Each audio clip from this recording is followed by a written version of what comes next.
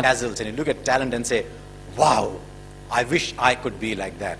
And yet you find that excellence is not about talent alone. In fact, a major part of excellence has nothing to do with talent. And in course of time, once you go beyond a certain level, ability or talent is the most useless virtue to possess. It's what you do with that talent that matters. And that's why he used a word, Mukesh used a word that I love, attitude. Beyond a point, it is attitude that counts for far more than talent. Because talent breeds an ego. And talent never solves problems beyond a point. And I was fascinated by something that Sandy Gordon said when we were doing a program together. Because I had seen a lot of young cricketers, extremely talented, who the moment they faced a roadblock did not know what to do. Because they had never had to struggle to succeed.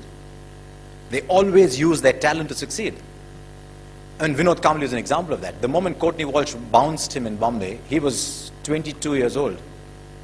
Was he? Yeah, he was 22 years old then. In 1994, he was 22 years old. Didn't know what to do, did not play a test match after that. His last test match was when he was 22 years old. Just did not know how to play the bouncing ball because talent had solved everything for him before. In the Australian Army, when they are, and this is something that doesn't come from sport, but it's something a sports scientist told me, that when they're building an elite core team, they look at your career record, your track record, and if you've never failed, they don't pick you. They don't pick you because they say, if this man experiences failure, will he know what to do? They pick people who have failed and bounced back. And that is where your attitude comes through. And, I mean, let's look at excellence. What is excellence about? It's about being in the top 10% in your profession. I mean, I know I'm talking to people who want to be in the top 1%, but there are a lot of ordinary people around us around. So let's say top 10%. Is talent important when you get to be in the top 10%? I mean, everybody in the top 10% will have the same talent, right? So what's your USP?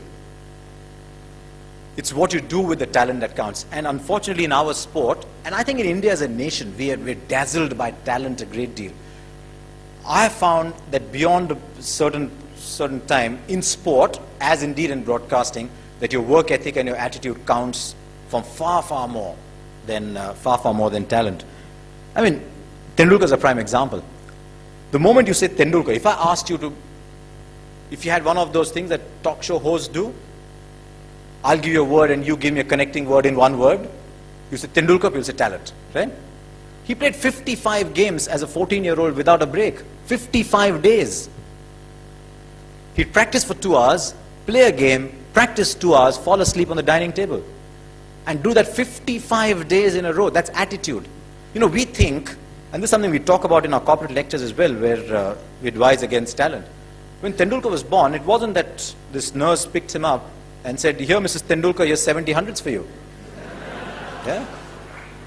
It isn't Tendulkar's talent that's produced 70 hundreds. It's his work ethic, it's his attitude, and more than anything else, when you reach the top, it's his passion to perform. And that counts for far more. The attitude and the passion counts for far more than ability. Ability opens the first door. It might open the second door. It's not going to open the last door for you. Because the guy who's bowling the ball at you has got equal ability as you. He's not going to run up to bowl and say, oh, sorry, you're a genius. Sorry, I'll give you a simple ball. Which is what India's bowlers did in 1948 when they went to Australia. They were so much in awe that they said, we are going to bowl to Bradman. It was understandable in those days. India